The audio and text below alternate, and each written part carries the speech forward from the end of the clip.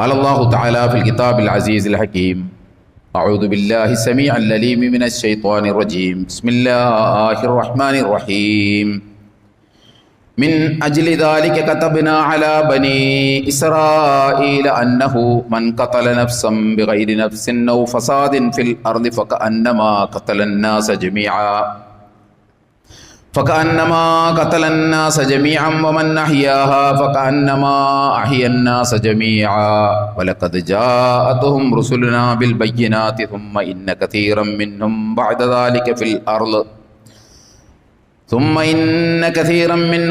ذلك في الأرض لمسرفون صدق الله العلي العظيم وصدق وبلغ رسوله النبي الكريم ونحن على ذلك من الشاهدين الشاكرين والعاقبة للمتقين والحمد لله رب العالمين. സ്നേഹം നിറഞ്ഞ സത്യവിശ്വാസികളായ സഹോദരി സഹോദരന്മാരെ, പ്രപഞ്ചനാഥനായ അള്ളാഹുവിൻ്റെ വിധിവിലക്കുകൾ അതിലംഘിക്കാതെ വ്യക്തിജീവിതത്തെയും കുടുംബജീവിതത്തെയും സാമൂഹ്യ ജീവിതത്തെയും മുന്നോട്ട് നയിക്കണമെന്ന് ആദ്യമായി എന്നോടും പിന്നീട് നിങ്ങളെയും വസിയത്ത് ചെയ്യുകയാണ്, ഉപദേശിക്കുകയാണ്. ജീവിതത്തിലുടനീളം അല്ലാഹു സുബ്ഹാനഹു വ തആലയുടെ നിയമ നിർദ്ദേശങ്ങളനുസരിച്ച് ജീവിക്കുവാനും അവസാനം പൂർണ്ണമായ ഈമാനോടുകൂടി ലോകത്ത് നിന്ന് വിട പറയുവാനും നാളെ അവൻ്റെ ജന്നാത്തുൽ ഫിർദൗസിൽ അംബിയാ മുർസലീങ്ങളോടൊപ്പം സന്തോഷം കഴിഞ്ഞുകൂടുവാനുമുള്ള തൗഫീഖ് നൽകി റഹ്മുർ-റഹീമീനായ റബ്ബ് നമ്മെല്ലാവരെയും എല്ലാ അർത്ഥത്തിലും അനുഗ്രഹിക്കുമാറാകട്ടെ. ഏതാനും ദിവസങ്ങൾക്ക് മുമ്പ് എൻ്റെ ഒരു മുസ്ലിം അല്ലാത്ത ഒരു സുഹൃത്ത് ഫോണിൽ വിളിച്ചിട്ട് എന്നോട് ചോദിച്ചു, വിശുദ്ധ ഖുർആനിൽ മുസ്ലിങ്ങളല്ലാത്തവരെ കൊല്ലാനും മുസ്ലിങ്ങളല്ലാത്തവരെ ആക്രമിക്കാനും ഖുർആൻ ആവശ്യപ്പെടുന്നുണ്ടോ? അങ്ങനെ ഖുർആനിൽ എഴുതി വച്ചിട്ടുണ്ടോ എന്ന് എൻ്റെ അടുത്ത് വിളിച്ച് ചോദിച്ചിരുന്നു. ഞാനപ്പോൾ അദ്ദേഹത്തിനോട് ചോദിച്ചു, ഇപ്പോൾ ഇങ്ങനെ ഒരു ചോദ്യം ചോദിക്കാനുള്ള കാരണം എന്താണ് എന്ന് അന്വേഷിച്ചപ്പോൾ അദ്ദേഹം പറഞ്ഞത്, ഏതാനും ദിവസങ്ങൾക്ക് മുമ്പ് ജനൻ ടിവിയിൽ ഒരു ചർച്ചയുണ്ടായിരുന്നു. ആ ചർച്ചയിൽ ജാമിദ പറഞ്ഞതാണിത്. ഖുർആനൊക്കെ ഉദ്ധരിച്ചുകൊണ്ട്, അറബി തന്നെ ഉദ്ധരിച്ചുകൊണ്ടാണ് ഇതൊക്കെ അവർ പറഞ്ഞത് എന്ന് പറയുകയുണ്ടായി. അദ്ദേഹത്തിനോട് പറയേണ്ട മറുപടിയും ഉത്തരവും ഒക്കെ നമ്മൾ ആ സന്ദർഭത്തിൽ നമ്മൾ നൽകി. അപ്പോൾ നമുക്ക് തോന്നി ഇത് നമ്മളൊന്ന് പറയേണ്ടതുണ്ട്, ചിലതൊക്കെ നമ്മൾ മനസ്സിലാക്കേണ്ടതുണ്ട്. ഈ ആരോപണം ഒരു ജാമിദയുടെ മാത്രം ആരോപണമല്ല. വ്യാപകമായി ഇസ്ലാം വിമർശകർ ഈ അടുത്ത കാലത്തായിട്ട് കൂടുതൽ പറഞ്ഞുകൊണ്ടിരിക്കുന്ന കാര്യങ്ങളാണ്. ഇസ്ലാം വെറുപ്പ് സൃഷ്ടിക്കാൻ, ഇസ്ലാം പേടി സൃഷ്ടിക്കാൻ വേണ്ടി പറഞ്ഞുകൊണ്ടിരിക്കുന്ന കാര്യമാണ്. അങ്ങനെ ഞാൻ ജൻ ടി വിയിലെ ആ വാർത്ത എടുക്കുകയും ആ ചർച്ചയിൽ മുസ്ലിം പക്ഷത്ത് നിന്നുള്ളത് ഒ അബ്ദുള്ള സാഹിബാണ്. അങ്ങനെ ആ ചർച്ച എടുത്ത് അതിൻ്റെ വീഡിയോ എടുത്ത് നോക്കുമ്പോൾ അതിൻ്റെ തംബ്നെയിലിൽ എഴുതിയിട്ടുള്ള ക്യാപ്ഷൻ അതിങ്ങനെയാണ്: ഖുർആൻ ലോകത്തെ പല കൊലക്കും കാരണമായ കിതാബ് എന്നാണ് അതിൻ്റെ ക്യാപ്ഷൻ തന്നെ, വെണ്ടക്കക്ഷരത്തിൽ. എന്നിട്ട് തലയിൽ തട്ടനിട്ട ഒരു ജാമിദയുടെ ചിത്രവും കൊടുത്തിട്ടുണ്ട്. ജാമിദ തലയിൽ തട്ടനിടാത്ത ഒരു സ്ത്രീയാണിപ്പോൾ. മാത്രമല്ല ആ ചർച്ചയിൽ ഒരിടത്തും ജാമിദ തലയിൽ തട്ടനിട്ടിട്ടുമില്ല. പക്ഷെ എന്നിട്ടും ജനൻ ടി വി തട്ടനിട്ട മുത്തഖയായ ഒരു ജാമിദയെയാണ് അതിനകത്ത് കൊടുത്തിട്ടുള്ളത്. അത് ആളുകളെ തെറ്റിദ്ധരിപ്പിക്കാനാണ് എന്ന് നമുക്കെല്ലാവർക്കും അറിയാം.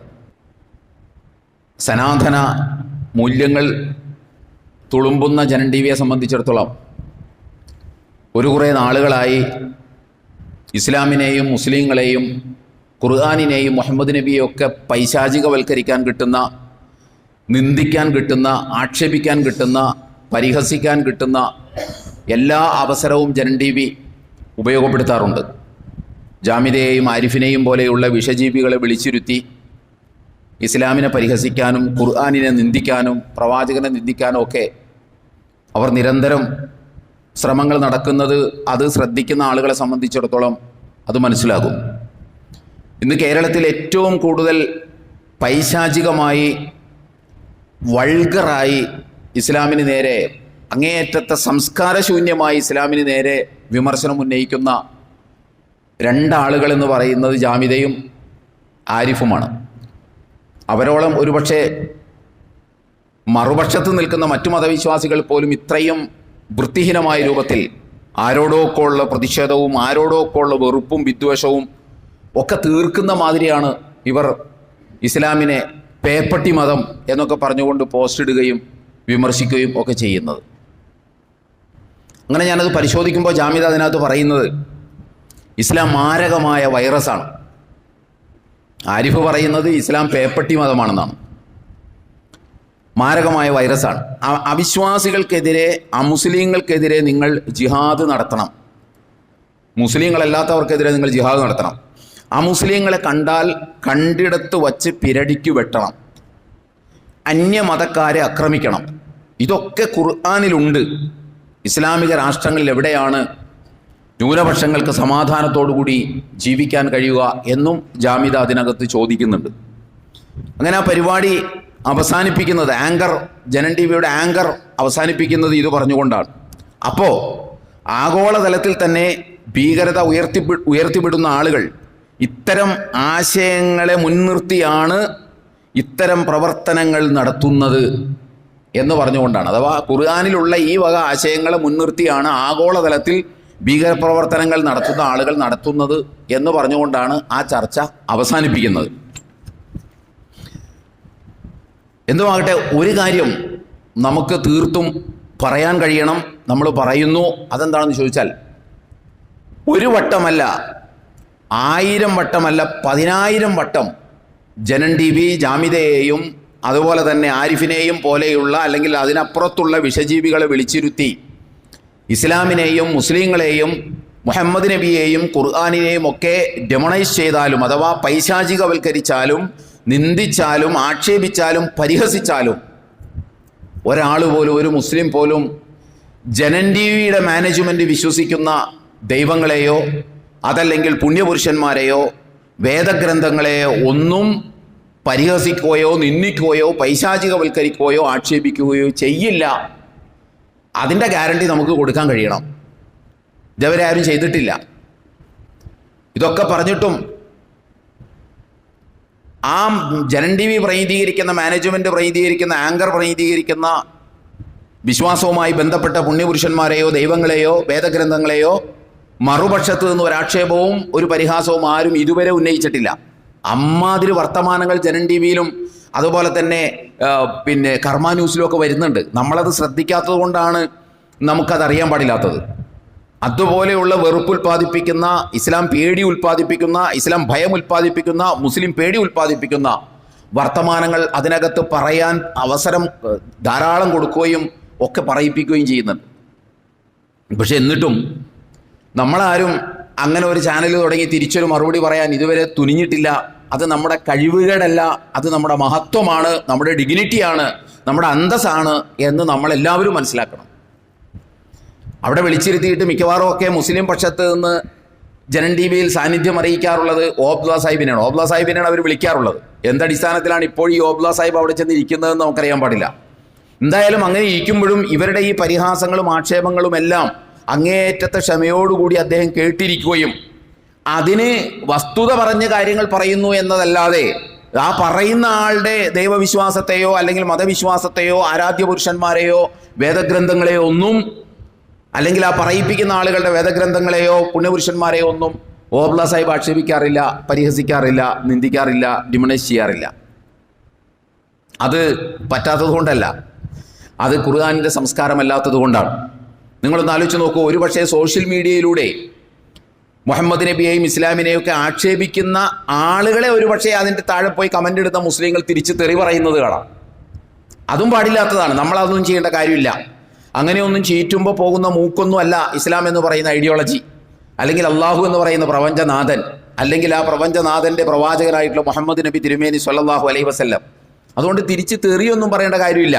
ഇനി പറഞ്ഞാൽ തന്നെ ആ പറഞ്ഞവനെ തെറി പറയുന്നു എന്ന് മാത്രമേ ഉള്ളൂ. ആ പറഞ്ഞവൻ പ്രീതിയിരിക്കുന്ന മതത്തിൻ്റെ ആരാധ്യ പുരുഷന്മാരെയോ വേദഗ്രന്ഥങ്ങളെയോ പുണ്യപുരുഷന്മാരെയോ തെറി പറയാറില്ല.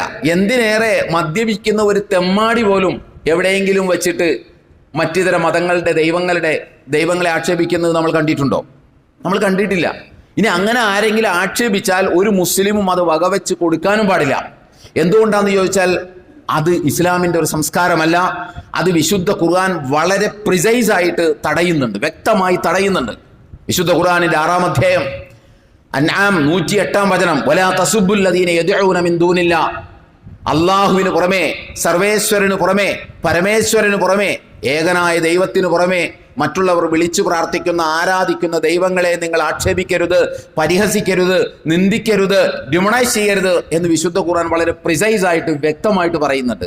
ആ സംസ്കാരത്തിന് ചേരാത്തത് കൊണ്ടാണ് ഇത് ചെയ്യരുത് പറയരുതെന്ന് പറയുന്നത്. അല്ലാതെ ഭീരുത്വം കൊണ്ടോ പറയാൻ അറിയാൻ പാടില്ലാത്തത് കൊണ്ടോ അല്ല. അത് ചെയ്യേണ്ടതില്ല. നിങ്ങൾ നോക്കൂ, ലോകത്ത് എത്രയോ രാജ്യങ്ങൾ, എത്രയോ സ്ഥലങ്ങളിൽ വിശുദ്ധ ഖുർആൻ കത്തിക്കുന്നു. പ്രത്യേകിച്ച് ഡെൻമാർക്ക്, സ്വീഡൻ പോലുള്ള രാജ്യങ്ങളിൽ വിശുദ്ധ ഖുർആൻ കത്തിക്കുന്നത് നമുക്ക് കാണാം. സോഷ്യൽ മീഡിയയിലൂടെ നമ്മളിപ്പോൾ അത് കണ്ടുകൊണ്ടിരിക്കുകയാണ്. പല പ്രാവശ്യം ഡെൻമാർക്കിൽ ഖുർആൻ കത്തിച്ചിട്ടുണ്ട്. അതേപോലെ തന്നെ ഖുർആൻ വലിച്ചു കീറി എറിയുന്നത് നമുക്ക് കാണാം. ഖുർആൻ താഴെയിട്ട് ചവിട്ടി അരക്കുന്നത് നമുക്ക് കാണാം. ഇതൊക്കെ ചെയ്യുമ്പോഴും ലോകത്ത് എവിടെയെങ്കിലും ഒരു സ്ഥലത്ത് മറ്റു മതവിശ്വാസികളുടെ വേദഗ്രന്ഥം എന്തെങ്കിലും പ്രതിഷേധത്തിൻ്റെ ഭാഗമായിട്ട് കത്തിക്കുന്നതോ വലിച്ചു കീറുന്നതോ ചവിട്ടി അരക്കുന്നതോ നമ്മൾ കണ്ടിട്ടുണ്ടോ? നമ്മൾ കണ്ടിട്ടില്ല. നമ്മൾ കാണേണ്ടതില്ല, നമുക്കത് കാണേണ്ടതില്ല. കാരണം അത് നമ്മൾ അങ്ങനെ ചെയ്യാൻ പാടില്ല എന്ന് വിശ്വസിക്കുന്നവരാണ് എന്ന് നമ്മൾ മനസ്സിലാക്കേണ്ടതുണ്ട്. അതാണ് വസ്തുത. അത് ഖുർആൻ നമ്മെ പഠിപ്പിച്ച ഒരു സംസ്കാരമാണ്. അങ്ങനെയല്ല വിമർശനങ്ങളെയും വിരോധങ്ങളെയും പ്രതിരോധിക്കേണ്ടതുയും അതിന് പരിഹാരം കാണേണ്ടതും ഈ രൂപത്തിലല്ല എന്ന് വിശുദ്ധ ഖുർആൻ, ഇസ്ലാം നമ്മെ പഠിപ്പിക്കുന്നത് കൊണ്ട് നമ്മൾ ഒരു തരത്തിലും ഇസ്ലാമിനെയോ മുഹമ്മദ് നബിയെയോ നിന്ദിക്കുന്ന ആളുകൾക്ക് മറുപടിയായി തെറി പറയുകയോ അവരുടെ ദൈവങ്ങളെയോ അവരുടെ പുണ്യപുരുഷന്മാരെയോ അവരുടെ വേദഗ്രന്ഥത്തെയോ ഭഗവത്ഗീതയെയോ മഹാഭാരതത്തെയോ ശ്രീകൃഷ്ണനെയോ ശ്രീരാമനെയോ ഒന്നും നമ്മൾ ആക്ഷേപിക്കേണ്ടതില്ല. മഹാനായ ഇപ്പോൾ നബി തിരുമേനി സല്ലല്ലാഹു അലൈഹി വസല്ലം ഇന്ന് ലോകത്ത് ജീവിച്ചിരിപ്പില്ല. നബി തിരുമേനി സല്ലല്ലാഹു അലൈഹി വസല്ലം ബോഡിയോട് കൂടി മക്കയിലും മദീനയിലും ജീവിച്ചിരുന്ന സന്ദർഭത്തിൽ ഇതുപോലെ പരിഹാസങ്ങളും ആക്ഷേപങ്ങളും ഒക്കെ ഉന്നയിച്ചിരുന്നു. എന്നിട്ട് റസൂലുള്ളാഹി സല്ലല്ലാഹു അലൈഹി വസല്ലം അതിനെ അവരെ കൊല്ലാനോ അല്ലെങ്കിൽ അവരെ ആക്ഷേപിക്കാനോ അല്ലെങ്കിൽ അവർക്ക് നേരെ തിരിച്ച് ഈ പറയുന്ന പോലെ സോഷ്യൽ മീഡിയ ഇല്ലാത്തത് കൊണ്ട് തെറി മുഖത്ത് നോക്കി പറയാനോ ഒന്നും റസൂലുള്ളാഹി സല്ലല്ലാഹു അലൈഹി വസല്ലം സമ്മതിച്ചതായിട്ട് നമുക്ക് കാണാൻ കഴിയില്ല. ഞാൻ കാരുണ്യത്തിൻ്റെ പ്രവാചകനാണ് എന്ന് പറയുകയാണ് അള്ളാഹുവിൻ്റെ റസൂൽ സല്ലല്ലാഹു അലൈഹി വസല്ലം അതിനൊക്കെ മറുപടിയായിട്ട് പറഞ്ഞത് എന്ന് നമ്മൾ മനസ്സിലാക്കണം. എന്നാൽ കുറേ നാളുകളായിട്ട് നമ്മൾ ലോകത്ത് കണ്ടുകൊണ്ടിരിക്കുന്ന എന്താണെന്ന് ചോദിച്ചാൽ, ഏതെങ്കിലും മുസ്ലിം തെമ്മാടികൾ എവിടെയെങ്കിലും ക്രൂര പ്രവർത്തനങ്ങൾ നടത്തുകയോ അതല്ലെങ്കിൽ എന്തെങ്കിലും തീവ്രവാദ പ്രവർത്തനങ്ങൾ ഏർപ്പെടുകയോ ഒക്കെ ചെയ്തു കഴിഞ്ഞാൽ, അതിന് ഏതെങ്കിലും മുസ്ലിം രാജ്യത്ത് എന്തെങ്കിലും അനിഷ്ട സംഭവങ്ങൾ നടന്നു കഴിഞ്ഞാൽ അതിനൊക്കെ ഖുർആൻ മറുപടി പറയണം, ബാക്കിയുള്ള മുസ്ലിങ്ങളൊക്കെ മറുപടി പറയേണ്ടി വരുന്ന ഒരവസ്ഥ വിശേഷം ഇത് ലോകത്തുണ്ട്. കാരണം അവരുടെ ആ ചെയ്തിക്കൊക്കെ പ്രേരിപ്പിക്കുന്നത് വിശുദ്ധ ഖുർആനാണ് എന്നാണ് പറയുന്നത്. അതേസമയം ഒരു ഹിന്ദുവോ ഒരു ക്രിസ്ത്യാനിയോ എത്ര ക്രൂരമായ ആക്രമണം ലോകത്ത് എവിടെ ഇന്ത്യയിലായാലും ഇന്ത്യക്ക് പുറത്തായാലും നടത്തിയാൽ അത് ആ ഹിന്ദുവിൻ്റെ കുഴപ്പമാണ്, ആ ക്രിസ്ത്യാനിയുടെ കുഴപ്പമാണെന്നേ പറയാറുള്ളൂ. അതല്ലാതെ ആരും പറയാറില്ല അത് ബൈബിളിൻ്റെ കുഴപ്പമാണ്, അത് ഭഗവത്ഗീതയുടെ കുഴപ്പമാണെന്ന് പറയാറില്ല. പറയണമെന്ന് നമ്മൾ വാശി പിടിക്കുന്നില്ല, പറയേണ്ടതില്ല. പക്ഷേ മുസ്ലിം ചെയ്തു കഴിഞ്ഞാൽ അത് ഖുർആനിൻ്റെ കുഴപ്പമാവും. ഇത് നമ്മൾ കണ്ടുകൊണ്ടിരിക്കുകയാണ്. ഒരു മുസ്ലിം അവൻ ഒരു ദമ്മാടിയായിരിക്കും, മദ്യപിച്ച് മയക്കുമരുന്നടിച്ച് അതല്ലെങ്കിൽ മറ്റെന്തെങ്കിലും ഗൂഢസംഘങ്ങളിൽപ്പെട്ട് ചെയ്യുന്നതായിരിക്കും.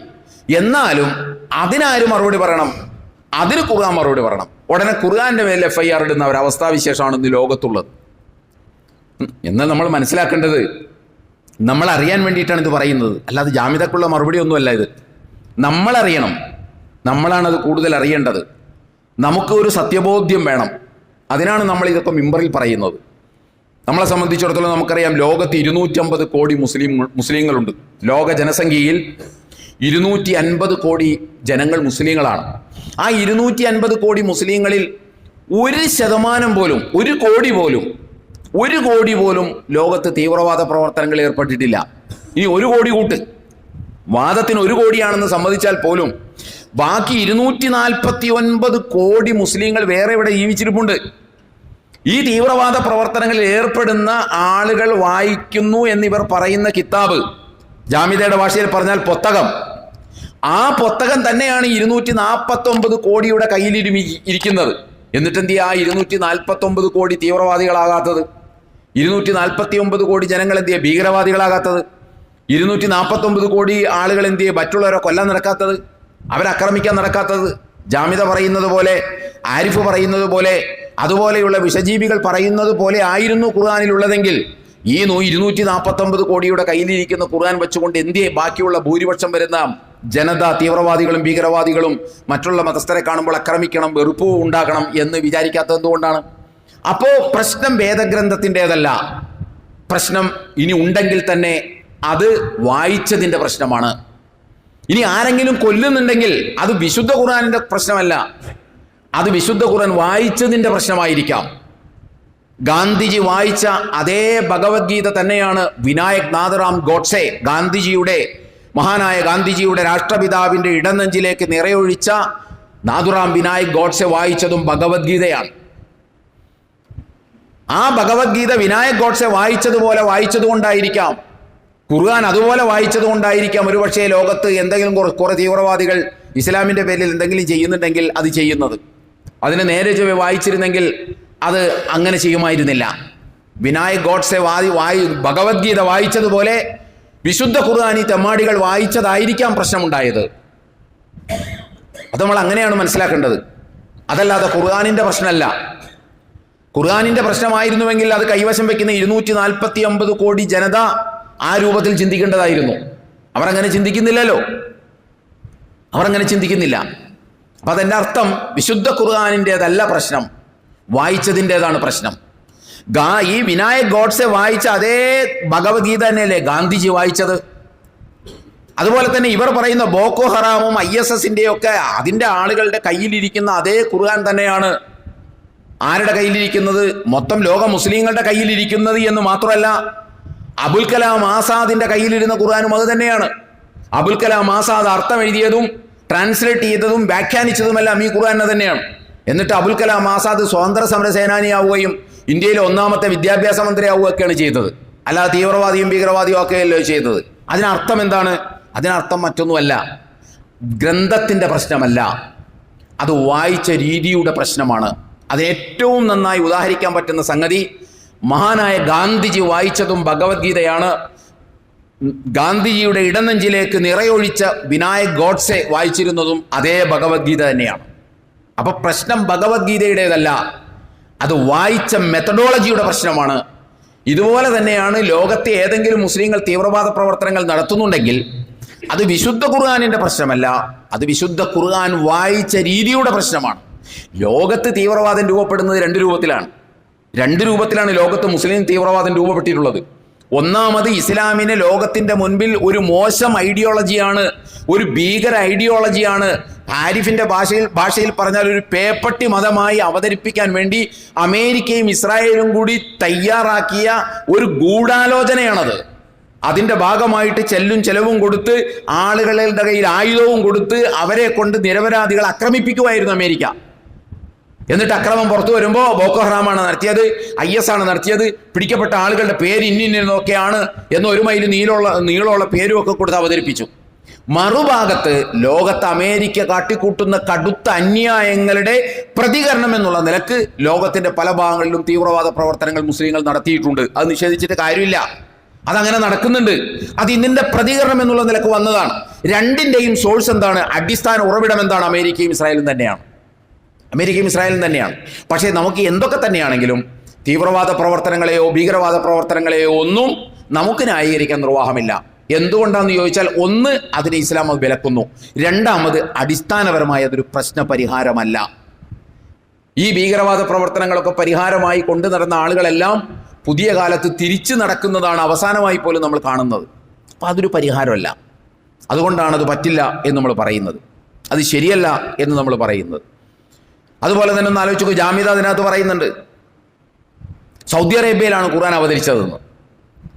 സൗദി അറേബ്യയിലാണ് ഖുർആൻ അവതരിച്ചതെങ്കിൽ ആ ജാമിദ ഈ പറഞ്ഞ സ്വഭാവമൊക്കെ സൗദി അറേബ്യയിൽ കാണേണ്ടതാണല്ലോ. സൗദി അറേബ്യയിലെ ജനസംഖ്യ എത്രയാണ്? സൗദി അറേബ്യയിലെ ജനസംഖ്യ 34 മില്യനാണ്. 34 മില്യൺ ജനങ്ങളാണ് സൗദി അറേബ്യയിലുള്ളത്. മുസ്ലിങ്ങൾ ആണ് അവർ. അതുകൂടാതെ 2.1 മില്യൺ അഥവാ 21 ലക്ഷം ക്രിസ്ത്യാനികളുണ്ട് അവിടെ. 21 ലക്ഷം ക്രിസ്ത്യാനികളുണ്ട്. 7,80,000 വരുന്ന ഹിന്ദുക്കളുണ്ട് അവിടെ. അതുപോലെ തന്നെ സിഖുകാരുണ്ട് 1 ലക്ഷത്തിന് മേലെ. 1 ലക്ഷത്തിന് മേലെ ബുദ്ധിസ്റ്റുകളുണ്ട്. 67,000 വരുന്ന സിഖുകാരുണ്ട്. 2 ലക്ഷത്തോളം വരുന്ന എയ്റ്റിസ്റ്റുകളോ അഗ്നോസ്റ്റിക്കുകളോ ഉണ്ട്. അഥവാ ദൈവം ഉണ്ടോ ഇല്ലേ എന്തായാലും വേണ്ടില്ല എന്നൊക്കെ വിചാരിച്ച് നടക്കുന്ന 2 ലക്ഷത്തോളം ആളുകൾ അവിടെ ജോലിക്ക് അവിടെ ഉണ്ട്, സൗദി അറേബ്യയിൽ ഉണ്ട് എന്ന് ഗൂഗിളിൽ നിങ്ങൾ അടിച്ചു നോക്കിയാൽ നിങ്ങൾക്ക് കിട്ടും. അതൊരു കണക്കാണ്. അത് പിന്നെ അത്ര ആക്യുറേറ്റ് ആണെന്നൊന്നും നമ്മൾ പറയുന്നില്ല. എന്തായാലും അതൊരു കണക്ക് തന്നെയാണ്. എന്തായാലും ഒരു വസ്തുതയുണ്ടല്ലോ, സൗദി അറേബ്യയിൽ ഒത്തിരി ക്രിസ്ത്യാനികളും ഒത്തിരി ഹിന്ദുക്കളും ഒത്തിരി സിഖുകാരും ഒത്തിരി ബുദ്ധിസ്റ്റുകളും ഒത്തിരി എയ്റ്റിസ്റ്റുകളും ഒക്കെ ജോലി ചെയ്യുന്നുണ്ടെന്നുള്ള വസ്തുതയല്ലേ. ഈ ജാമിദ പറയുന്ന ഖുർആൻ അവതരിച്ചത് അവിടെയല്ലേ? അത് കഴിഞ്ഞിട്ടുള്ള പിന്നെ ഇങ്ങോട്ടൊക്കെ വന്നത്.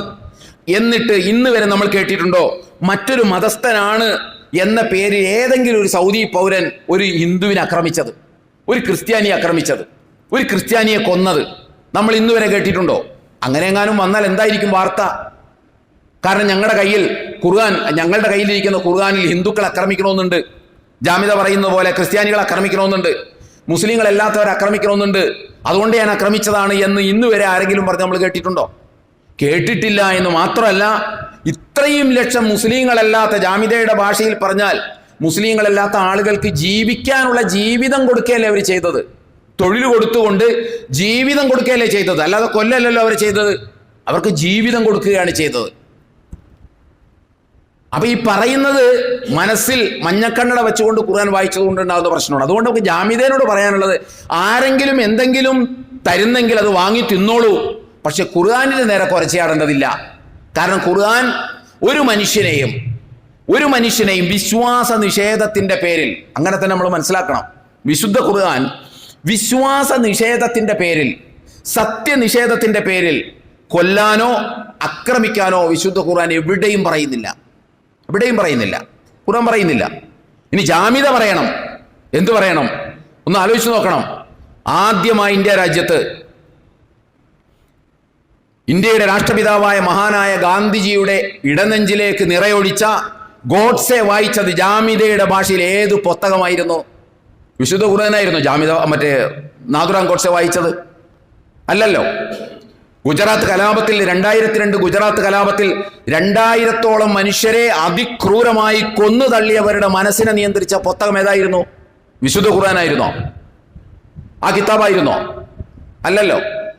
അതേ പരിപാടിയിൽ തന്നെ പൂർണ്ണ ഗർഭിണിയായ സ്ത്രീയെ മറിച്ചിട്ട് അവളുടെ വയറ് കുത്തിക്കീറി അതിനകത്തുള്ള കുഞ്ഞിനെ കുന്തത്തിൽ കുത്തിപ്പൊക്ക് ഉയർത്തിയവന്റെ മനസ്സിനെ നിയന്ത്രിച്ച പുസ്തകം വിശുദ്ധ ഖുർആനായിരുന്നോ? അല്ലല്ലോ. വിശുദ്ധ ഖുർആനായിരുന്നില്ലല്ലോ. 2015 ഉത്തർപ്രദേശിലെ ദാദ്രിയിൽ മുഹമ്മദ് അഖ്ലാഖ് മുതൽ ഈ 2025 ഡിസംബർ മാസം 13-ാം തീയതി ബീഹാറിലെ ഗ്രാമപ്രദേശങ്ങളിൽ വസ്ത്രം വിറ്റ് നടന്നിരുന്ന മുഹമ്മദ് അസർ ഹുസൈനെ അതിക്രൂരമായി ആൾക്കൂട്ടം കൊന്നുകളഞ്ഞു. എത്രത്തോളം എന്ന് ചോദിച്ചാൽ പാൻസ് അഴിച്ചിട്ട് നോക്കി ഉറപ്പുവരുത്തിയതിനു ശേഷം അയാളെ ക്രൂരമായി മർദ്ദിക്കുകയും അയാളുടെ ചെവി മുറിച്ചെടുക്കുകയും അയാളുടെ രഹസ്യഭാഗങ്ങളിൽ പെട്രോൾ ഒഴിച്ച് പൊള്ളിക്കുകയും ഒക്കെ ചെയ്ത് അതിക്രൂരമായി കൊലപ്പെടുത്തി. അങ്ങനെ പശുവിന്റെ പേരിലും പശുമാംസത്തിന്റെ പേരിലും മറ്റു പലതിന്റെ പേരിലും 2015 മുതൽ മുഹമ്മദ് അഖ്ലാഖ് മുതൽ മുഹമ്മദ് അസർ ഹുസൈൻ വരെ 100 കണക്കിന് പച്ച മനുഷ്യരെ അതിക്രൂരമായി ആൾക്കൂട്ടക്കൊല നടത്തിയ ആ ആൾക്കൂട്ടത്തിന്റെ മനസ്സിനെ നിയന്ത്രിച്ച പുസ്തകം ഏതായിരുന്നു? വിശുദ്ധ ഖുർആനായിരുന്നോ? അല്ലല്ലോ, ഒരിക്കലും അല്ലല്ലോ. എന്തിനേറെ കഴിഞ്ഞ 20-ാം തീയതിയാണ് ഈ ജാമിദയുടെ പ്രഭാഷണം ജനൻ TV ടെലികാസ്റ്റ് ചെയ്യുന്നത്. ആ 20-ാം തീയതി കേരളത്തിലെ എല്ലാ പത്രങ്ങളിലും വെണ്ടക്ക നിരത്തി വന്ന ഒരു തലക്കെട്ടുണ്ടായിരുന്നു. മറ്റൊന്നുമല്ല, തൊട്ടു മുമ്പത്തെ ദിവസം വാളയാറിൽ അതിക്രൂരമായി ആൾക്കൂട്ടക്കൊലക്ക് വിധേയമായ രാംനാരായണൻ, അദ്ദേഹത്തിനെ കൊലപ്പെടുത്തിയ ആളുകളെ അറസ്റ്റ് ചെയ്ത വാർത്തയായിരുന്നു. 5 ആളുകളെ അറസ്റ്റ് ചെയ്ത, അഥവാ സനാതന ധർമ്മം കിടന്ന് തുളുമ്പിയിട്ടാണ് അവർ അത് ചെയ്തത്. ആ അക്രമികൾ, അത് പോസ്റ്റ്മോർട്ടം ചെയ്ത പോലീസ് സർജൻ പറയുന്നു, കേരളം കണ്ടതിൽ വെച്ച് ഏറ്റവും ക്രൂരമായ മർദ്ദനമാണ്. മർദ്ദനമേൽക്കാത്ത ഒരു ഭാഗം പോലും ആ ശരീരത്തിലില്ല. അത്രയും ക്രൂരമായി മർദ്ദിച്ചു എന്നാണ് പോലീസ് സർജൻ പറഞ്ഞത്. ആ ക്രൂരന്മാരുടെ മനസ്സിനെ നിയന്ത്രിച്ചത് അതാരായിരുന്നു എന്നൊക്കെ നമുക്കറിയാം. ആ ക്രൂരന്മാരുടെ മനസ്സിനെ നിയന്ത്രിച്ച പുസ്തകം ഏതായിരുന്നു? വിശുദ്ധ ഖുർആനായിരുന്നോ? ഇപ്പൊ നോർത്ത് ഇന്ത്യയിലൊക്കെ നിങ്ങൾ നോക്കൂ, ഒന്നോവയിൽ പ്രായപൂർത്തിയാകാത്ത പെണ്ണിനെ കൊണ്ടുപോയി ക്രൂരമായി ബലാത്സംഗം ചെയ്ത മുൻ BJP MLA, ആ ക്രൂരകൃത്യത്തിന് അയാളെ പ്രേരിപ്പിച്ച പുസ്തകം വിശുദ്ധ ഖുർആനായിരുന്നോ? അവസാനം ഇപ്പോൾ നോർത്ത് ഇന്ത്യയിൽ ഉത്തർപ്രദേശിൽ നമുക്ക് കേട്ടുകേൾവിയില്ലാത്ത വിധം ഇന്നലെ ക്രിസ്മസിന് അവിടെ ഹോളിഡേ ഉണ്ടായിരുന്നില്ല. എല്ലാവരും നിർബന്ധമായിട്ട് സ്കൂളിൽ ഹാജരാകണം, എന്നിട്ട് അടൽ ബിഹാരി വാജ്പേയിയുടെ ജന്മദിനം ആഘോഷിക്കണം എന്ന് ഉത്തർപ്രദേശ് മുഖ്യമന്ത്രി കൊടുത്തു. അങ്ങേയറ്റത്തെ പരമത വിദ്വേഷത്തിന്റെ പേരിൽ ഉയർത്തിവിട്ട ഒരു പരിപാടിയായിരുന്നു അത്. സന്യാസി എന്ന് പറയുന്ന അദ്ദേഹത്തെ നിയന്ത്രിച്ച പുസ്തകം വിശുദ്ധ ഖുർആനായിരുന്നു. നോർത്ത് ഇന്ത്യയിൽ ഉടനീളം ഇപ്പോൾ നമ്മൾ സോഷ്യൽ മീഡിയയിൽ കണ്ടുകൊണ്ടിരിക്കുന്നത് ക്രിസ്മസുമായി ബന്ധപ്പെട്ട് പപ്പാനിയെയും അതുപോലെ തന്നെ അങ്ങനെ ആഘോഷിക്കുന്ന മൊത്തം ആളുകളെയും അതിന്റെ ഭാഗമായിട്ട് തലയിലും ഒക്കെ വെക്കുന്ന തൊപ്പിയൊക്കെ അടിച്ച് നിരപ്പാക്കി ഇത് ഹിന്ദുരാഷ്ട്രമാണ് എന്ന് പറഞ്ഞുകൊണ്ട് എല്ലാവരെയും മർദ്ദിക്കുന്ന കാഴ്ച നോർത്ത് ഇന്ത്യയിൽ നിന്ന് വരുന്നു. അവരൊക്കെ വായിച്ച പുസ്തകം ഖുർആനാണോ? അപ്പൊ പുസ്തകത്തിന്റെ കാര്യമൊന്നും ആരും പറയേണ്ട കാര്യമില്ല. എന്തെങ്കിലും കിട്ടുന്നുവെങ്കിൽ വാങ്ങി തിന്നാം. പക്ഷേ വിശുദ്ധ ഖുർആനാകുന്ന ദൈവിക ഗ്രന്ഥത്തിന്റെ നേരെ കുറച്ച് ചാടേണ്ടതില്ല. ആ വിശുദ്ധ ഖുർആൻ ഒരിടത്തും മുസ്ലിം അല്ലാത്തതിന്റെ പേരിൽ ഒരാളെ കൊല്ലാനോ അവനെ ആക്രമിക്കാനോ അവന്റെ ദൈവങ്ങളെ ചീത്ത പറയാനോ ഖുർആൻ ഒരിടത്തും പറയുന്നില്ല. അത് നമ്മൾ മനസ്സിലാക്കേണ്ടത്. മറിച്ച് പറയുന്നുണ്ട് താനും. നിങ്ങളൊന്ന് ആലോചിച്ച് നോക്കൂ. 2-ാം അധ്യായം സൂറത്തുൽ ബഖറ, നമ്മളൊക്കെ അറിഞ്ഞിരിക്കേണ്ടതാണിത്. 2-ാം അധ്യായം സൂറത്തുൽ ബഖറ 256-ാം വചനം, ലാ ഇക്റാഹ ഫിദ്ദീൻ കതബയ്യന റുശ്ദു മിനൽ ഗയ്യ്. ഒരാളുടെയും മതത്തിന്റെ കാര്യത്തിൽ നിർബന്ധമില്ല. മതത്തിന്റെ കാര്യത്തിൽ പിന്നെ നിർബന്ധമില്ല, പിന്നെ അയാളെ കൊല്ലാൻ നടക്കണത് എന്തിനാണ്? മതത്തിന്റെ കാര്യത്തിൽ നിർബന്ധമില്ല എന്ന് പറഞ്ഞ വേദം പിന്നെ അയാളെ കൊല്ലാൻ പറയൂ? കൊല്ലാൻ പറയില്ലല്ലോ. അതുപോലെ തന്നെ നിങ്ങളൊന്ന് ആലോചിച്ച് നോക്കൂ. 6-ാം അധ്യായം സൂറത്തുൽ അൻആം 108-ാം വചനം, വലാ തസുബ്ബുല്ലദീന യദ്ഉന മിൻ ദൂനില്ലാ. അല്ലാഹുവിന് പുറമെ മറ്റുള്ളവർ വിളിച്ചു പ്രാർത്ഥിക്കുന്ന ആരാധിക്കുന്ന ദൈവങ്ങളെ നിങ്ങൾ ചീത്ത പറയരുത്, ആക്ഷേപിക്കരുത്, നിന്ദിക്കരുത്, പരിഹസിക്കരുത്. ഇത് പറയുന്ന ഒരു വേദഗ്രന്ഥം ആ വിശ്വാസം ഉൾക്കൊള്ളുന്നവനെ കൊല്ലാൻ പറയോ? കൊല്ലാൻ പറയില്ലല്ലോ. അതുപോലെ തന്നെ ആമുഖത്തിൽ ഓതിവെച്ച ഞാൻ ആയത്ത് 5-ാം അധ്യായം സൂറത്തുൽ മാഇദ 36-ാം വചനം 32-ാം വചനം, മൻ ഖതല നഫ്സൻ ബിഗൈരി നഫ്സിൻ ഔ ഫസാദിൻ ഫിൽ അർദി ഫകഅന്നമാ ഖതല അന്നാസ ജമീഅ. മൻ ഖതല നഫ്സൻ ബിഗൈരി നഫ്സിൻ ഔ ഫസാദിൻ ഫിൽ അർദ്. അന്യായമായ ഒരു മനുഷ്യനെ കൊല്ലുന്നത് ഭൂമിയിൽ ഫസാദ് ഉണ്ടാക്കിയതിന്റെ പേരിലല്ലാതെ, ഭൂമിയിൽ ആളുകൾക്ക് കിടക്കാൻ കഴിയാത്ത വിധം പ്രശ്നങ്ങൾ സൃഷ്ടിക്കുന്ന ഒരവസ്ഥയിൽ അയാളെ കൈകാര്യം ചെയ്യാമെന്നല്ലാതെ, അതും കൈകാര്യം ചെയ്യേണ്ട ആളുകൾ കൈകാര്യം ചെയ്യട്ടെ എന്നല്ലാതെ ഒരു മനുഷ്യനെയും അന്യായമായി കൊല്ലരുത്. അങ്ങനെ കൊന്നാൽ, അന്യായമായ ഒരു മനുഷ്യനെ കൊന്നാൽ, മുസ്ലിമിനല്ല, മൻ ഖതല നഫ്സൻ, ഒരു മനുഷ്യൻ, മുസ്ലിമിനല്ല, ഒരു മനുഷ്യനെ കൊന്നാൽ അവൻ മുഴുവൻ മനുഷ്യനെയും കൊന്നതിന്റെ തുല്യമായ പാപഭാരം പേറേണ്ടി വരും.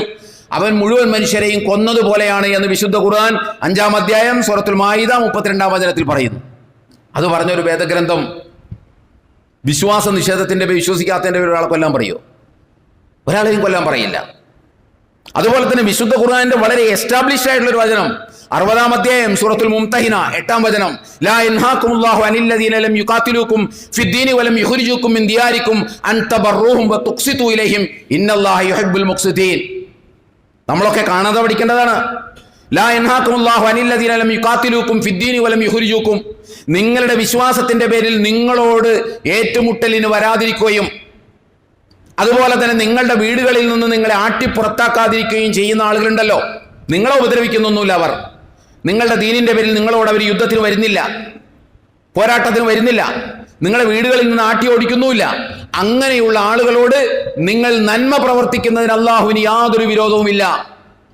അള്ളാഹു അത്തരം നീതിമാന്മാരെയാണ് ഇഷ്ടപ്പെടുക എന്ന് പഠിപ്പിച്ചൊരു വേദഗ്രന്ഥമാണ് ഖുർആൻ. അപ്പൊ ആരെയാണ് ആക്രമിക്കേണ്ടത്, ആരോടാണ് വിദ്വേഷം വെച്ച് പുലർത്തേണ്ടത് എന്ന് ഖുർആനിന് കൃത്യമായ നിശ്ചയമുണ്ട്. ജാമിദ പറയുന്നത് പോലെയല്ല. നേരെ ചൊവ്വേ ഖുർആൻ വായിച്ച ഒരാൾക്കും മറ്റൊരുത്തനെ കൊല്ലാനോ ആക്രമിക്കാനോ വിശുദ്ധ ഖുർആൻ ആവശ്യപ്പെടുന്നത് കാണാൻ കഴിയുമേയില്ല. വളരെ കൃത്യമാണത്, വളരെ വ്യക്തമാണത്. എന്ത്? നിങ്ങളോട് മതത്തിന്റെ പേരിൽ യുദ്ധം ചെയ്യാതിരിക്കുന്ന ആളുകൾ, നമ്മളോട് ഇവിടെ ഈ പറയുന്ന സാധാ ഇവിടുത്തെ ഹിന്ദുക്കള്, ഇവിടുത്തെ ക്രിസ്ത്യാനികൾ മതത്തിന്റെ പേരിൽ നമ്മളോട് യുദ്ധം ചെയ്യുന്നുണ്ടോ? ഇല്ലല്ലോ. ആശയപരമായിട്ട് അതിനകത്ത് തീവ്ര ഫ്രിഞ്ച് ഗ്രൂപ്പുകൾ സോഷ്യൽ മീഡിയയിലൂടെ എന്തൊക്കെ പറയുന്നേ ഉള്ളൂ. അതിനപ്പുറം നമ്മളെ ഇവിടെ നാട്ടി ഓടിക്കാൻ ശ്രമിക്കുന്നില്ല. ആ നിലക്കില്ല. ഇവിടുത്തെ ഭൂരിപക്ഷം വരുന്ന ഹൈന്ദവ ജനത, ഭൂരിപക്ഷം വരുന്ന ക്രൈസ്തവ ജനത ഇവിടെ മുസ്ലിങ്ങളെ ഇവിടെ നാട്ടി ഓടിക്കണം എന്ന ആഗ്രഹമുള്ള ആവശ്യപ്പെടുന്ന ആളുകളാണോ? അല്ല. അതാ ഖുർആൻ പറഞ്ഞത്, അവരോട് നിങ്ങൾ നന്മ പ്രവർത്തിക്കുന്നതിന് അള്ളാഹുവിന് യാതൊരു വിരോധവുമില്ല എന്ന് പറഞ്ഞാൽ നന്മ പ്രവർത്തിക്കണം. അള്ളാഹു നീതിമാന്മാരുടെ കൂടെയാണ്. അത് അനീതിയാണെന്നാണ് അള്ളാഹ് പറയുന്നത്. ഇതൊന്നും ചെയ്യാത്ത ആളുകളെ ആക്രമിക്കാന്ന് പറഞ്ഞ് കടുത്ത അനീതിയാണ് എന്ന് അള്ളാഹു സുബ്ഹാനഹു വ തആല പറയുന്നു. അതേപോലെ തന്നെ നിങ്ങൾ ആലോചിച്ച് നോക്കൂ, 88-ാം അധ്യായം 21 മുതൽ 26 വരെ വാചകങ്ങൾ നമ്മൾ ധാരാളമായി കേൾക്കുന്നതല്ലേ. ഫദക്കിർ ഇന്നമാ അൻത മുദക്കിറുൻ ലസ്ത അലൈഹിം ബിമുസൈത്തിർ ഇല്ലാ മൻ തവല്ല വകഫർ ഫയുഅദ്ദിബുഹു അല്ലാഹുൽ അദാബൽ അക്ബർ ഇന്ന ഇലൈനാ ഇയാബഹും സുമ്മ ഇന്ന അലൈനാ ഹിസാബഹും. നമ്മളൊക്കെ സാധാരണ കേൾക്കാറുള്ള ആയത്തല്ലേ അത്. 88-ാം അധ്യായം സൂറത്തുൽ ഖാശിയ 21 മുതൽ 26 വരെയുള്ള വചനങ്ങൾ. ഫദക്കിർ, മുഹമ്മദ് നബിയോടാ പറയുന്നത്, താങ്കൾ ഉത്ബോധിപ്പിക്കുക. ഇന്നമാ അൻത മുദക്കിർ, താങ്കളുടെ ബാധ്യത ഉത്ബോധിപ്പിക്കൽ മാത്രമേ ഉള്ളൂ. ലസ്ത അലൈഹിം ബിമുസൈത്തിർ, അവരെ നിർബന്ധിക്കേണ്ട യാതൊരു കാര്യവുമില്ല. ഇനി അവർ നിഷേധിച്ചാലോ, നിഷേധിച്ചാൽ അല്ലാഹു സുബ്ഹാനഹു നിങ്ങൾ ശിക്ഷിക്കുക. നിഷേധിച്ചാൽ നിങ്ങൾ കൊല്ല്, നിങ്ങൾ ആക്രമിക്കുന്നല്ല അല്ലാഹ് പറഞ്ഞത്. അള്ളാഹു അവരെ കഠിനമായ ശിക്ഷക്ക് വിധേയമാക്കും. എന്നിട്ട് അള്ളാഹ് എന്താ പറയുന്നത്? ഇന്ന ഇലൈനാ ഇയാബഹും, അവർ മരിച്ച് എൻ്റെ അടുത്തേക്കാണ് വരുന്നത്. സുമ്മ ഇന്ന അലൈനാ ഹിസാബഹും, ഞാൻ അവരുടെ കണക്കുകളും കാര്യങ്ങളൊക്കെ നോക്കി ഞാൻ കൈകാര്യം ചെയ്തോളാമെന്ന് അള്ളാഹ് പറയണം. അല്ല നിങ്ങൾ ശിക്ഷിച്ചോ, നിങ്ങൾ ആക്രമിച്ചോ, നിങ്ങൾ കൊന്നോ, നിങ്ങൾ പെരടിക്ക് വെട്ടിയോ എന്നല്ല അള്ളാഹ് പറയുന്നത്. വളരെ വ്യക്തമായ ആയത്തല്ലേ ഖുർആനിലുള്ളത്. നബിയെ താങ്കൾ ഉത്ബോധിപ്പിച്ചോ, അവരെ ഉത്ബോധിപ്പിച്ചോ, ഉത്ബോധിപ്പിച്ച മതി, നിർബന്ധിക്കേണ്ടതില്ല. ആ പണി താങ്കളെ ഏൽപ്പിച്ചിട്ടില്ല, ആ പണി റസൂലിനെ ഏൽപ്പിച്ചിട്ടില്ല, പിന്നെ നമ്മളെ ഏൽപ്പിക്കോ? ആ പണി റസൂലിനെ ഏൽപ്പിച്ചിട്ടില്ലെങ്കിൽ പിന്നെ നമ്മളെ ഏൽപ്പിക്കോ? എന്നിട്ട് പറയുന്ന വാചക ഘടന നോക്കൂ. ഇനി താങ്കൾ പറയുന്നത് അവർ നിഷേധിക്കുകയാണെങ്കിൽ നിഷേധിച്ചോട്ടെ, അല്ലാഹു സുബ്ഹാനഹു വ തആല നിഷേധിച്ചോട്ടെ, താങ്കൾ അവരെ കൈകാര്യം ചെയ്യണം. അവർ നിഷേധിച്ച താങ്കൾ അവർ യുദ്ധം ചെയ്യണം, അവരെ ആക്രമിക്കണം, അവരുടെ പെരടിക്ക് വെട്ടണം, പാത്തിരുന്നു മൊളിയിരുന്നു ആക്രമിക്കണം എന്നാണ് അള്ളാഹ് പറഞ്ഞത്. അല്ല, അവർ നിഷേധിച്ചോട്ടെ, നാളെ അല്ലാഹു സുബ്ഹാനഹു വ തആല അവരെ കൈകാര്യം ചെയ്തോളാം, കഠിനമായി ശിക്ഷിക്കും എന്ന് അള്ളാഹ് പറയുന്നു. എന്നിട്ട് അള്ളാഹ് പറയുന്നു, അവർ മരിച്ചെൻ്റെ അടുത്തേക്കല്ലേ വരുന്നത്. ഇന്ന ഇലൈനാ ഇയാബഹും, അവർ എൻ്റെ അടുത്തേക്കാണ് വരുന്നത്. സുമ്മ ഇന്ന അലൈനാ ഹിസാബഹും, അവരുടെ അവർക്കുള്ള വിധി നൽകേണ്ടത് അതെൻ്റെ ബാധ്യതയാണ്, അത് ഞാൻ നൽകും എന്ന് അല്ലാഹു സുബ്ഹാനഹു വ തആല പറയുകയാണ്. എത്ര വ്യക്തമാണ്, എത്ര ക്ലിയറാണ് എന്ന് ആലോചിച്ച് നോക്കൂ. അതുകൊണ്ട് വിശുദ്ധ ഖുർആൻ എവിടെയും അത് പറയുന്നില്ല. അതിൻ്റെ പേരിൽ നമ്മൾ ഒരു കോംപ്ലക്സും വിചാരിക്കേണ്ട കാര്യമില്ല. പിന്നെ ഇനി ജാമിദ ഉദ്ധരിക്കുന്ന കുറച്ച് ആയത്തുകളുണ്ട്, അത് നമുക്ക് വേറെ വിശകലനം ചെയ്യാം ഇൻഷാ അല്ലാഹ്. അപ്പോൾ ഖുർആൻ ഒരിക്കലും വിശ്വാസ നിഷേധത്തിൻ്റെ പേരിൽ, ഒരാൾ അമുസ്ലിമായി പോയി എന്നതിൻ്റെ പേരിൽ, ഒരാൾ ഇസ്ലാം സ്വീകരിക്കുന്നില്ല, അയാൾക്ക് മനസ്സിലായി, അയാൾക്ക് ബോധ്യപ്പെട്ട് ഇസ്ലാം ശരിയാണ്, എന്നാലും അയാൾ സ്വീകരിക്കണില്ല, അതിന് നമുക്കെന്താണ്? വേണ്ട, സ്വീകരിക്കണ്ട. അതിന് അയാളെ തെറി പറയാനോ, അയാളെ ആക്ഷേപിക്കാനോ, അയാളെ നിന്ദിക്കാനോ, അയാൾക്ക് നേരെ ആയുധം എടുക്കാനോ ഒന്നും ഖുർആൻ എവിടെയും പറയുന്നില്ല. മറിച്ചാണ് പറയുന്നത് മുഴുവനും. അതാണ് നമ്മൾ മനസ്സിലാക്കേണ്ടത്. മറിച്ചാണ് വിശുദ്ധ ഖുർആൻ പറയും. എമ്പാടും ഞാനിപ്പോൾ ഉദ്ധരിച്ചതല്ലാത്ത ഒരു കുറേ ആയത്തുകൾ നമുക്ക് കാണാൻ കഴിയും. അതുകൊണ്ട് എനിക്ക് പറഞ്ഞ് അവസാനിപ്പിക്കാനുള്ളത്, ഞാൻ എപ്പോഴും പറയാറുള്ള ഒരു കാര്യം തന്നെയാണ്, നമ്മളിതൊക്കെ കേട്ടിരുന്ന് പോവുക എന്നതിനപ്പുറം വിശുദ്ധ ഖുർആനിന് നേരെ അതിശക്തമായ കടന്നാക്രമണങ്ങൾ വന്നുകൊണ്ടിരിക്കുകയാണ്. ഉള്ളതും ഇല്ലാത്തതും ഒക്കെ പറഞ്ഞ് ആകപ്പാടെ ആശയക്കുഴപ്പം സൃഷ്ടിച്ച് എന്താണെന്ന് വസ്തുത അറിയാതെ മുസ്ലിങ്ങളല്ലാത്തവരും ഒക്കെ നട്ടം തിരിയുന്ന ഒരു അവസ്ഥാവിശേഷമുണ്ട്. അതുകൊണ്ടാണല്ലോ എന്നെ പേരെടുത്ത് വിളിക്കാൻ പറ്റുന്ന ഒരു സുഹൃത്ത് പോലും അങ്ങനെ വിളിച്ച് ചോദിക്കുമ്പോൾ നമ്മൾ മനസ്സിലാക്കേണ്ടത്, ഇത് ഒരു കുറേ ആളുകളിലെങ്കിലും തെറ്റിദ്ധാരണ സൃഷ്ടിക്കുന്നുണ്ട്. ആ തെറ്റിദ്ധാരണക്ക് ബലം കൊടുക്കുന്ന ചില പ്രവർത്തനങ്ങളൊക്കെ ലോകത്തിൻ്റെ പല ഭാഗത്ത് നടക്കുന്നുണ്ടാകാം. അതൊക്കെ യാദൃശ്ചികമായിട്ട് സംഭവിക്കുന്നതാണ്. ഇതെല്ലാം കൂടി കൂട്ടി വായിച്ചിട്ട് അടുത്ത സുഹൃത്തുക്കളെ പോലും വെറുക്കുന്ന, സംശയത്തോടുകൂടി നോക്കിക്കാണുന്ന, പണ്ടത്തെ ചിരി വിടരാത്ത ഒരവസ്ഥാവിശേഷം ആളുകളിലെങ്കിലും ഉണ്ടാകും. അപ്പോൾ അതുകൊണ്ട് നമ്മൾ മനസ്സിലാക്കേണ്ടത്, നമ്മൾ അത് പരിഹരിക്കാൻ ശ്രമിക്കുന്നതോടൊപ്പം തന്നെ നമുക്ക് നമ്മൾ വിശ്വസിക്കുന്ന കാര്യത്തിൽ ഒരു കോൺഫിഡൻസ് ഉണ്ടാകണം. നമ്മുടെ കയ്യിലിരിക്കുന്ന ഗ്രന്ഥത്തിൻ്റെ കാര്യത്തിൽ നമുക്കൊരു കോൺഫിഡൻസ് ഉണ്ടാകണം. അതുണ്ടാകണമെങ്കിൽ വലുകെട്ടുണ്ടാവില്ല, കുറച്ചൊക്കെ ഉണ്ടാവുള്ളൂ. നമ്മൾ ആ ഗ്രന്ഥം പഠിക്കാൻ ശ്രമിക്കണം. എൻ്റെ വിധി തീരുമാനിക്കുന്ന, ഈ ലോകത്തും നാളെ പരലോകത്തും എൻ്റെ വിധി തീരുമാനിക്കുന്ന ആ ഗ്രന്ഥം, അതിനകത്ത് എന്താണ് പറഞ്ഞു വെച്ചിട്ടുള്ളത്? ആരെങ്കിലും വന്ന് നിങ്ങളോട് ചോദിക്കുമ്പോൾ എനിക്കറിയില്ല അതിനകത്ത് എന്താ ഉള്ളതെന്ന്, ഞാനപ്പോൾ എനിക്ക് പരിചയമുള്ള ഇതിനെക്കുറിച്ചൊക്കെ സംസാരിക്കാൻ കഴിവുള്ള ഒരാളുണ്ട്, അയാളുടെ നമ്പർ തരാം, അല്ലെങ്കിൽ ഞാൻ അയാളോട് ചോദിച്ചിട്ട് പറയാം എന്നൊന്നുമല്ല നമ്മൾ പറയേണ്ടത്. നമുക്ക് ഓൺ ദി സ്പോട്ടിൽ തീർത്ത് പറയാൻ കഴിയണം, വിശുദ്ധ ഖുർആനിൽ അങ്ങനെയില്ല, ഉള്ളത് ഇങ്ങനെയാണ് എന്ന് പറയാൻ കഴിയണം. അതിന് ഖുർആൻ വലിയ പണ്ഡിതനും മുഫസ്സിറും ആവണമെന്നൊന്നുമല്ല നമ്മൾ പറയുന്നത്. ഖുർആൻ നമ്മൾ പഠിക്കണം. ഒരു ദിവസം ഒരു അരമണിക്കൂറെങ്കിലും വിശുദ്ധ ഖുർആനിനെ കുറിച്ച് പഠിക്കാൻ നമ്മൾ സന്നദ്ധമാകണം. അതാണ് ഇതിനൊക്കെയുള്ള ഏറ്റവും വലിയ പ്രഥമവും പ്രധാനവുമായ പരിഹാരം. അതല്ലാതെ മൊത്തത്തിൽ നമുക്കറിയാം ഖുർആൻ അങ്ങനെയൊന്നും പറഞ്ഞിട്ടില്ല, അതങ്ങനെയല്ല. നമ്മൾ പണ്ടത്തേതുപോലെയല്ല. ഇസ്ലാം വെല്ലുവിളി നേരിടുകയാണ്. വിശുദ്ധ ഖുർആൻ ശക്തമായ കടന്നാക്രമണങ്ങൾക്കും തെറ്റിദ്ധരിപ്പിക്കലുകൾക്കും വിധേയമായി കൊണ്ടിരിക്കുന്നു. മുസ്ലിങ്ങൾ ഇവിടെ വെറുപ്പിക്കപ്പെട്ടുകൊണ്ടിരിക്കുന്നു. മുഹമ്മദ് നബി ഇവിടെ തെറ്റിദ്ധരിപ്പിക്കപ്പെട്ടുകൊണ്ടിരിക്കുന്നു. ഈ സന്ദർഭത്തിൽ നമ്മുടെ ബാധ്യതയാണത്. അതല്ലാതെ പഠിച്ചാൽ നിങ്ങൾക്ക് മറുപടി പറയാൻ പറ്റും എന്ന അർത്ഥത്തിലല്ല ഞാനിത് പറയുന്നത്. നമ്മുടെ ബാധ്യതയാണ്, ഒരു മുസ്ലിം എന്നുള്ള നിലക്ക് നമ്മുടെ ബാധ്യതയാണ്. നമുക്കത് ഗൗരവമായിട്ട് തോന്നുന്നില്ലെങ്കിൽ അതിൻ്റെ അർത്ഥം എന്താണെന്ന് ചോദിച്ചാൽ, ഈ ഗ്രന്ഥത്തെ നമ്മൾ അത്രയൊക്കെ വില കൽപ്പിച്ചിട്ടുള്ളൂ എന്നാണ്. ഇതിന് നമ്മൾ അത്രയൊക്കെ വില കൽപ്പിച്ചിട്ടുള്ളൂ എന്നാണ്. അതുകൊണ്ട് ഞാൻ പറയുന്നത്, നമ്മളത് പഠിക്കാൻ സന്നദ്ധമാവുക. ഒരു അരമണിക്കൂർ ദിവസത്തിൽ നമ്മൾ ഇസ്ലാമിനെക്കുറിച്ചും വിശുദ്ധ ഖുർആനിനെക്കുറിച്ചും മുഹമ്മദ് നബിയെക്കുറിച്ചും കുറച്ചൊക്കെ പഠിക്കാൻ നമ്മൾ സന്നദ്ധമാകണം. അത് അള്ളാഹുവിനോടുള്ള നമ്മുടെ പ്രതിബദ്ധതയുടെ ഭാഗമാണ്. വിശുദ്ധ ഖുർആനിനോടുള്ള നമ്മുടെ പ്രതിബദ്ധതയുടെ ഭാഗമാണ്. അതുപോലെ തന്നെ മുഹമ്മദ് നബി തിരുമേനി സ്വല്ലല്ലാഹു അലൈഹി വസല്ലമയോടുള്ള നമ്മുടെ പ്രതിബദ്ധതയുടെ ഭാഗമാണ്. സർവോപരി വിശ്വാസികൾ എന്നുള്ള നിലക്ക് നമുക്ക് നമ്മോട് തന്നെയുള്ള പ്രതിബദ്ധതയുടെ ഭാഗമാണ്. അതുകൊണ്ട് അതിന് സന്നദ്ധമാവുക. അല്ലാഹു സുബ്ഹാനഹു വ തആല നമ്മെ അനുഗ്രഹിക്കുമാറാകട്ടെ. വന്നുപോയ വീഴ്ചകൾ പടച്ചമ്പുരാൻ നമുക്ക് പുറത്തു മാപ്പാക്കി തരുമാറാകട്ടെ. നമ്മളിൽ നിന്ന് മരണപ്പെട്ടു പോയ ആളുകൾക്ക് അല്ലാഹു മഗ്ഫിറത്തും റഹ്മത്തും നൽകി അനുഗ്രഹിക്കുമാറാകട്ടെ. നമ്മുടെ തൊട്ടടുത്ത ആശുപത്രി രോഗികളായി കഴിയുന്ന ആളുകൾക്ക് അല്ലാഹു ആശ്വാസം നൽകി അനുഗ്രഹിക്കുമാറാകട്ടെ. ഇവിടെ ഇരിക്കുന്ന ശാരീരികമായിട്ടും മാനസികമായിട്ടും സാമ്പത്തികമായിട്ടും പ്രയാസം അനുഭവിക്കുന്ന ആളുകൾക്ക് അല്ലാഹു അതിൽ നിന്ന് എല്ലാ അർത്ഥത്തിലുമുള്ള മോചനം നൽകി അനുഗ്രഹിക്കുമാറാകട്ടെ.